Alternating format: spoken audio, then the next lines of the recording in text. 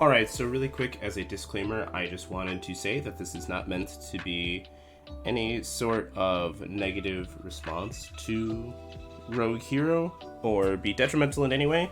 I just felt that there were a few points in his recent video that warranted some more open discussion, and I don't want any hate directed at him or anything like that. He does a great job overall. And let's just dive in and enjoy the random b-roll of me playing a really random game in the background. This is just a test stream thing, so also if I sound out of breath or anything like that, it's because I am ill, but I wanted to get this discussion out there as soon as I could.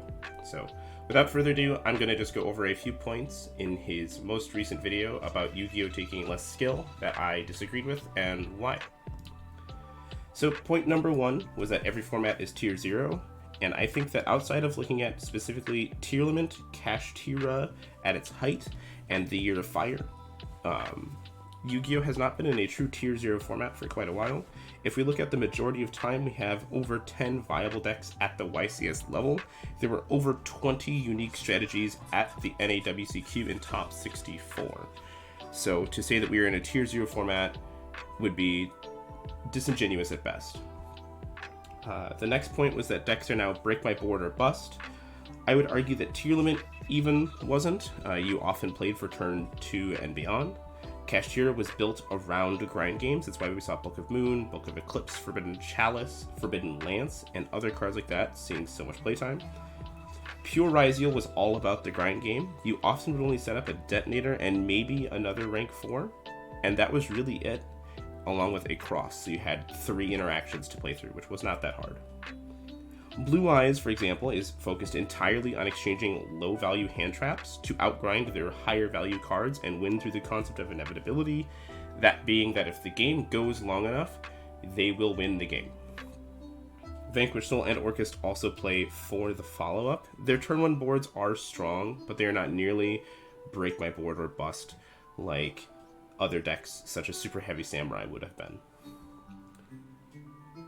2014 and 2015 didn't have break my board the same. This is the next point I wanted to highlight. This is true, but that is because of lower card quality and I think overall player understanding. The average player now has a higher understanding of the game concepts, and the card quality for decks is also higher. That's not to say that, back in 2014 and 2015 we weren't as good. I've been playing since 2002 and I remember saying the same thing. But compared to now, the average player is significantly worse than they were, or they are now. The average player just didn't have the same level of understanding of these concepts, and that's through, the inclusion of things like Road of the King and just overall game time. The longer the game goes, the better the average player gets. We see that in every game. The next thing was that Rogue, specifically, you highlighted when using Mitsu Yugioh as an example, that if you set up a half board that, on the next turn you could still win, and that's honestly a point of inevitability, which is a good thing. That means that the longer the game goes, the higher the chance that the better player can win. Now, yes, in an extreme example where you open up just the stones and your opponent opens up nothing, that isn't really a skillful game, but if a half board is seen and you then get a chance to play and your opponent also gets a chance to play, but you still are able to win the game because of a higher card quality, that's a good thing. I wanted to highlight specifically that you said you can't say because I set up a board and my opponent didn't draw droll or specific hand traps, I won based on skill. I won because my deck could play and his could not. I would argue that you could still say that that is a point of skill. Deck selection itself is a skill that many players lack. There is also a point that many games are winnable that get conceded too early because the path to victory isn't seen. Beyond the surface level analysis, many players do not look at the game very deeply, and that is a point of skill. Skill expression can be simply seeing that a game isn't worth conceding and that you need to then play it out because your opponent may make a mistake and you could win a game that you otherwise might not be able to. The next point was that pros dislike the current format. And I would agree. However, the extreme majority of players that use this argument to justify their poor play, concession patterns, or unwillingness to grind out games are the problem. The level of player that this truly affects, the high skill players, is very small. Players like Yassine, Jesse, those types of players that we have cited in this argument are the extreme minority, whereas the majority of players never play at such a level that this is truly part of the problem. We use your Dark Law anecdote, where you say that every deck in a format, for example, was graveyard reliant, yet you summoned Dark Law and won because they couldn't out it. And that isn't really a point of skill. However, I would say that that is a form of skill, because in that example, you properly assessed the metagame, and you saw that there was an exploitative point where you could use a card like Dark Law to play around the commonly seen plays and then win the game. Deck selection as well as text selection is a point of skill. The next point was that skill is learning a combo and isn't really relevant to the game beyond that unless both players draw mid or insane hands. And I would actually disagree with that. If both players draw excellent hands, the game becomes engine versus engine, and that allows a lot of skill expression, as you pointed out. But if you both draw poorly, but you're still able to make up play, that can be some of the most intense and skillful games of Yu-Gi-Oh! Possible, because it becomes focused on how to min-max your cards. If you draw poorly, but manage to find exchanges and win the game, you won, arguably through a skillful play. The next point was that game design forces reliance on hand traps, or you auto-lose. Now, this is a point I actually took extreme issue with, because the game does not inherently make you auto-lose if you don't draw hand traps. I'm just going to highlight a few recent examples of why this is. Gem Knight won a World's Invite, focusing primarily on breaking boards. Sure, there were some hand traps, but they were all pretty low quality and weren't like auto-win cards. We saw Tenpai, for the majority of its time being playable, focus on breakers and not hand traps. Sky Striker focuses primarily on using board breakers. Blue Eyes even was turned into a board breaker deck by Team Sam, Pack, and Syriax at the 3v3 YCS, which was arguably one of the best ways to play the deck because it looked to fight the format on a different axis than the standard Blue Eyes deck, which then was able to have more chance to play into Ryzeal. I would also point out that hand traps are no different than trap cards and utility cards of old. If we go back to 2014, using that as an example, hand traps are no different than trap cards. They are just in the hand. And they're faster. So that could be a point. However, I would still say that they are no different than those cards. You still have to draw those cards. The best decks and players all look to minimize or blank these types of cards. This is in of itself a form of skill expression. The best players will look to take, for example, a Molchami Fualos and minimize its impact on their play. They will sequence with that card in mind. They'll make the best play they can, knowing that that card exists. I would say that that is a point of skill expression that not average players can always pull off. Using Mitsu Ryzeal as example, the half board does not auto-win. Ending on just a Murakumo or a Ryzeal with a Prayers engraved is not enough to auto-win the game. It is strong, but it does not auto-win unless the opponent draws poorly or queued with a deck that has other underlying issues, which then goes back to the deck selection as a point of skill. If you take the half board of Mitsurugi Ryzeal, for example, and you compare it to the average hand, not an incredibly strong hand, but an average hand of most other decks, they can still play through it. It will be difficult, but it is possible.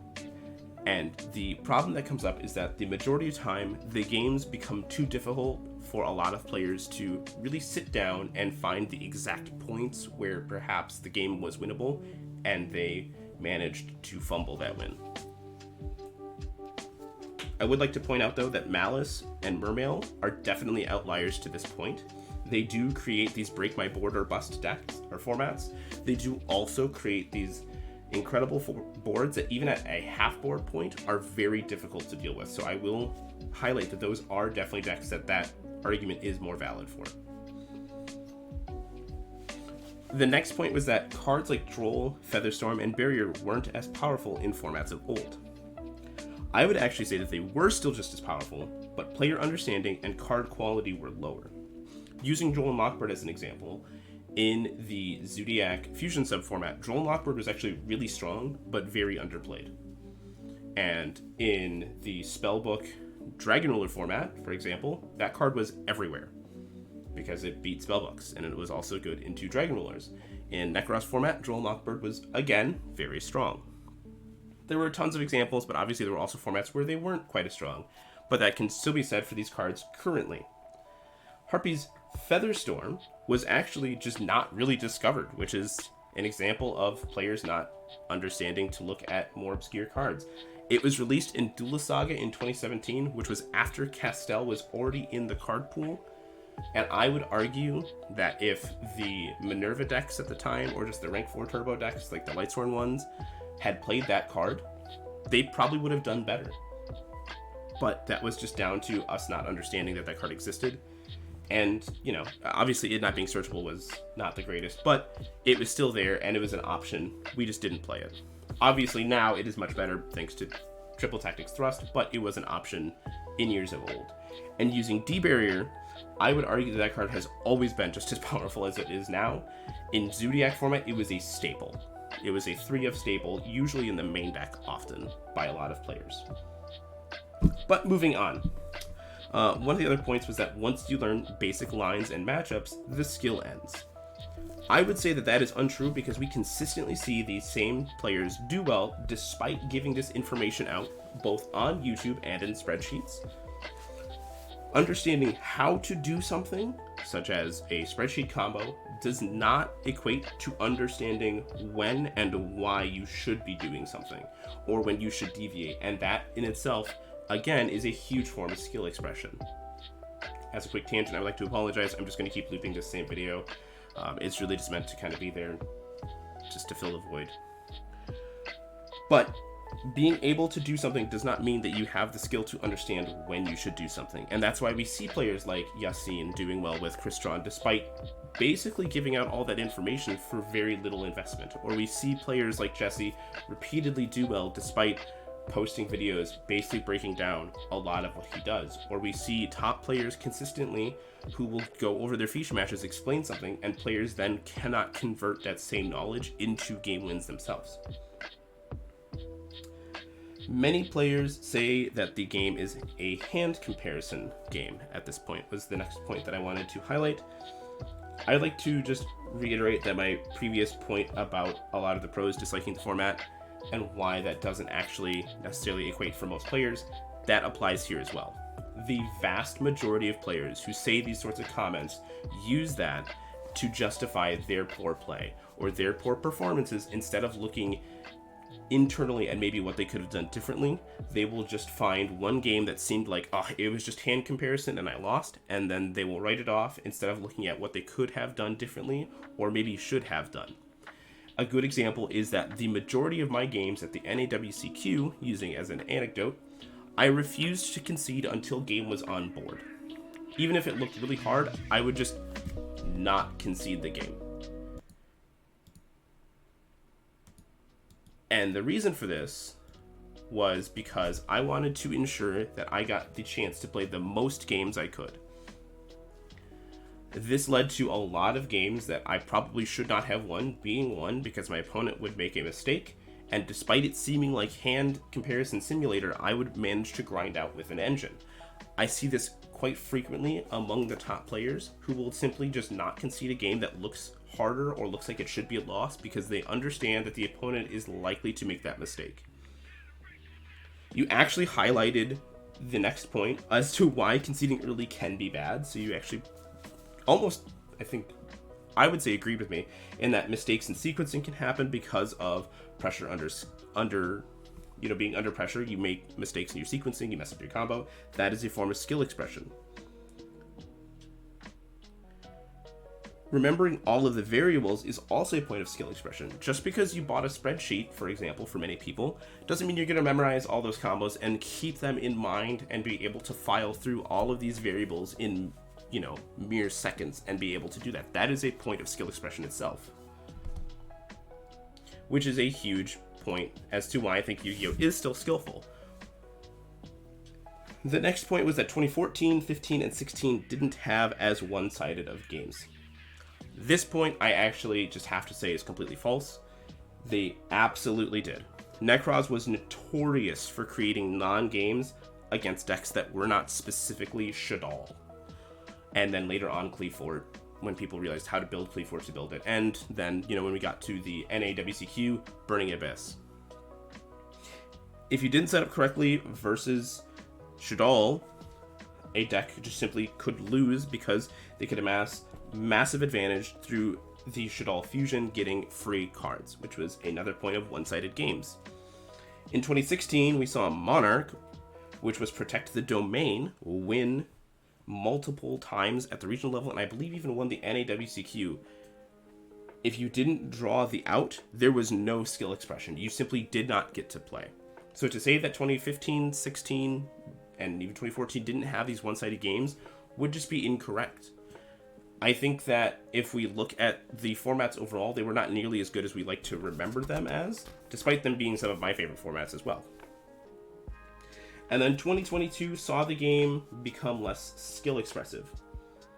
I would argue that it actually became even more skill expressive, but on a much smaller level. The skill expression was not as obvious, and that is because during the lockdown, we saw players just grind out on Dueling Book, on remote duels, and things like that. They had a lot of time to just learn how to play Yu-Gi-Oh! The tech play needed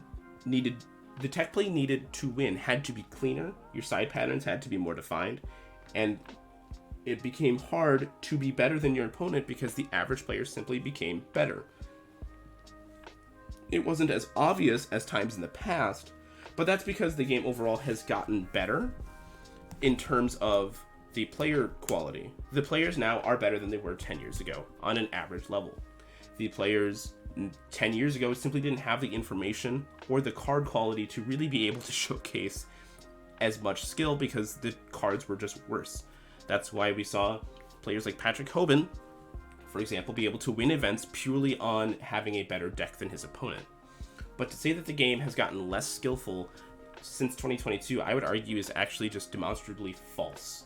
Now, at certain points in that, absolutely. There have been dips where it just feels like you can't really do much. For example, the NAWCQ in 2023, I think it was 2023, felt very much like every deck was an Artifact Scythe lock deck. It didn't really matter what you were doing, you ended on Artifact Scythe, and that didn't feel good. That was a lower point. However, if you look at Kashtira mirror matches, if you look at tier limit mirror matches, if you look at Pearly versus pretty much anything, and if you look at more mid-range decks versus a lot of the decks, or even Mitsurugi Ryzeal that doesn't get to go off uninterrupted, the games do have a lot of skill expression. It's just in smaller ways that are harder to see. And I think that is one of the big points that is currently driving people away from the game, is that they can't easily identify where the points of skill are in the game. That's not to say that I think that you did not make some good points. I think you absolutely did. I just wanted to highlight a couple of areas that I think maybe could have been specified a little bit better, or maybe the intent was good, but the understanding may have been incorrect, at least in my opinion. That said, I hope everybody who watches this video has a wonderful day. Let me know down below what you think, and until next time, take it easy.